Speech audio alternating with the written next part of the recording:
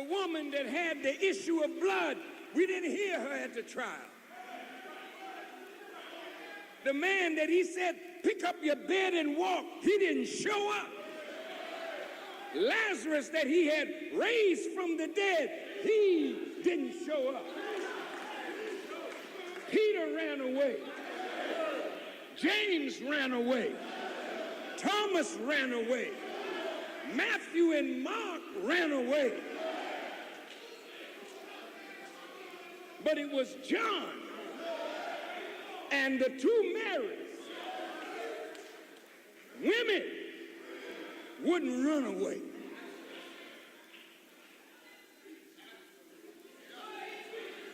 And here's a man that did all of that for the people. And here he is now, nailed to a cross.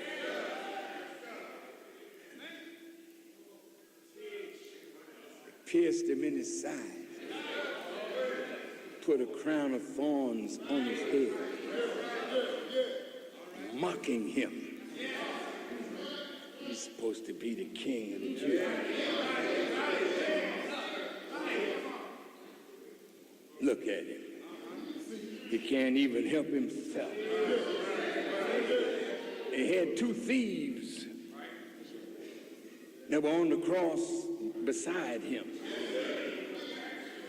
And one of them mocked him and said, damn, excuse me, if you the son of the living God, take yourself down and get me out of this mess too. But the other one said, Lord, let me be with you this day in paradise. He was a believer. And you imagine, man, after all the good work that Jesus had done, they put a thief up and asked the people to choose between a thief and a holy man. And the people chose the thief. And the same man that they were saying, Hosanna, when he rode into Jerusalem on a donkey, the same people are now saying, crucify him. Now, as a black woman and man, we've been hearing these scriptures since the white man let us read the Bible.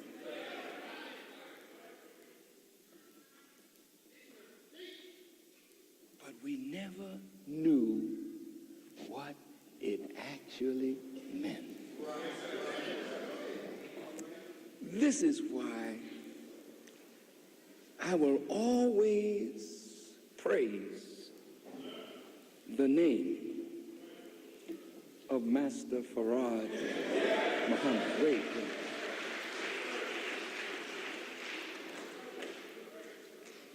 Because what he brought and gave to a black man from among us, the Honorable Elijah Muhammad, that's what woke me up. A lot of you young people, you love Brother Malcolm. Rightly so. A man only went to the 8th grade of school. And there he was in prison in Massachusetts. And a brother came and gave him a word. And he wrote the Honorable Elijah Muhammad. And the Honorable Elijah Muhammad wrote him back. And a new day began for Malcolm, and through Malcolm, a new day began for many, many black people. But Elijah didn't just give you Malcolm.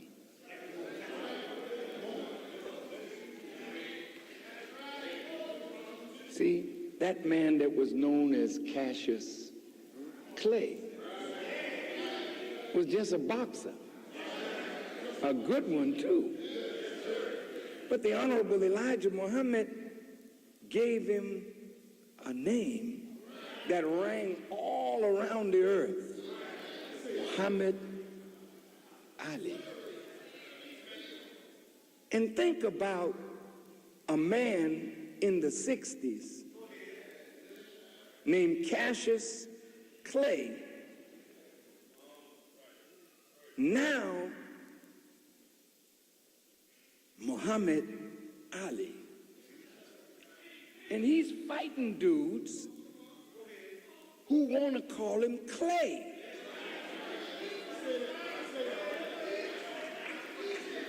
So he would get in the ring and teach them lessons. What's my name? And that jab would shoot out. Right back. And when he knocked them down, he'd stand over them and ask them, what's my name? Now you got Kareem Abdul-Jabbar, Rashad Khalifa, Ismail Muhammad. It ain't strange anymore because somebody paid a price to change their name. All of you should get rid of them names that you got. Wait a minute. You don't even think about this. You sign your name.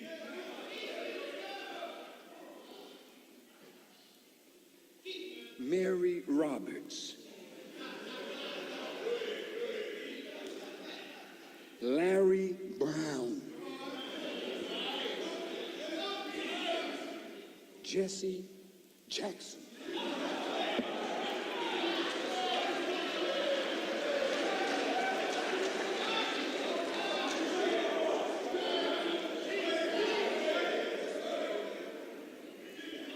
all these names that you got, it don't belong to you. You're a black man, descendants of Africa,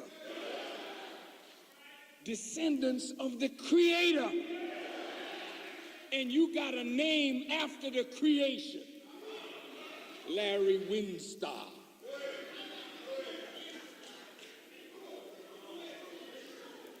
Jimmy Sawyer, Edwin Glass,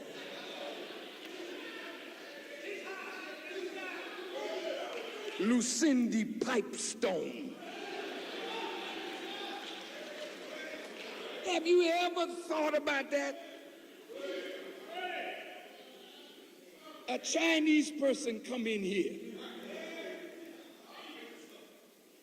What is your name? My name is Henry Higginbotham. You would look at that Chinese person and say, hey,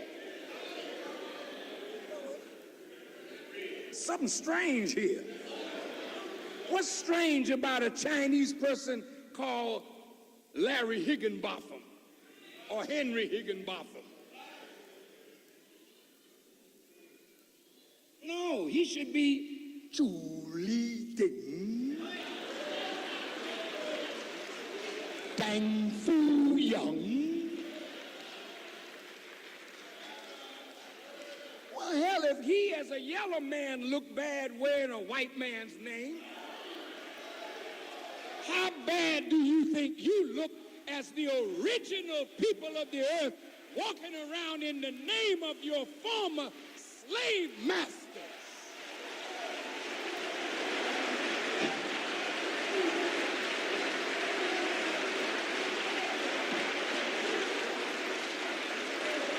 Now,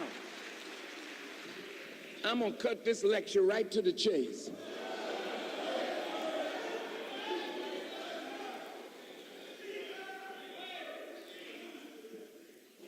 Now, Mel Gibson made a movie called The Passion of the Christ. I saw the movie. Did many of you see it? I asked the Muslims to go see it.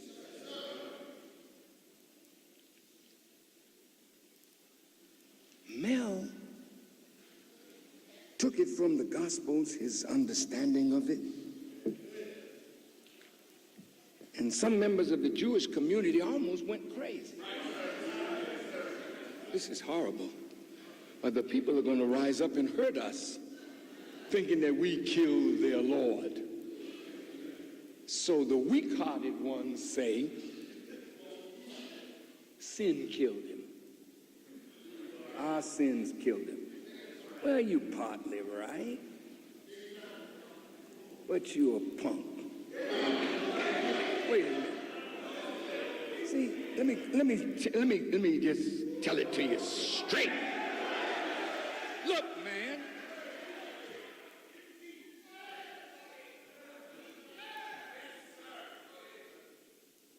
Your daughter and you sitting on the porch.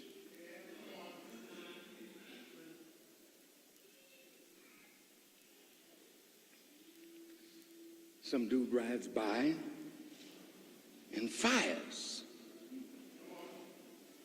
Kill your baby. You see what was in the car, her face looked black.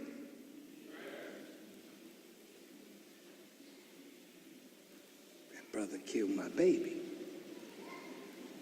Yeah. What did he kill him with? A gun. Did he manufacture it? No. What state of mind was he in? A mind filled with hatred of his own self and his own people. He's your brother. He's black like you. He pulled the trigger. But who messed up his head? Who fashioned the gun knowing that he hates himself? Who created the crack cocaine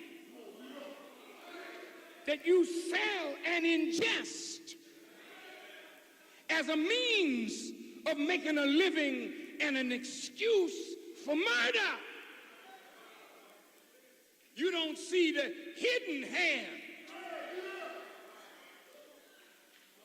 You see the black hand that pulled the trigger, but you don't see the hidden hand that fashioned your mind and created the conditions that make you what you are. So you blame one another, but not the one who really is responsible for producing the condition. The condition is the effect, and the enemy is the cause. Now, when you see a Jew hating a man of God to the point where they conspire to kill him,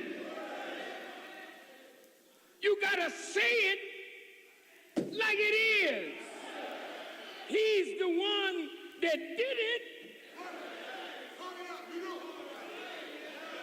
But why can't you say it?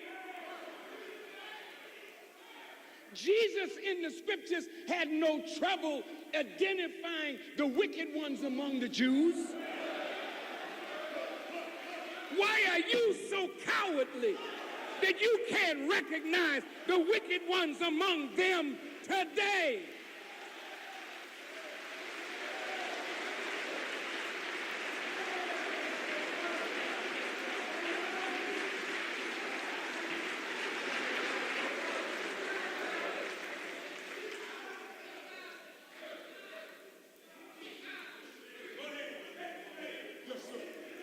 Now, the key to understanding Jesus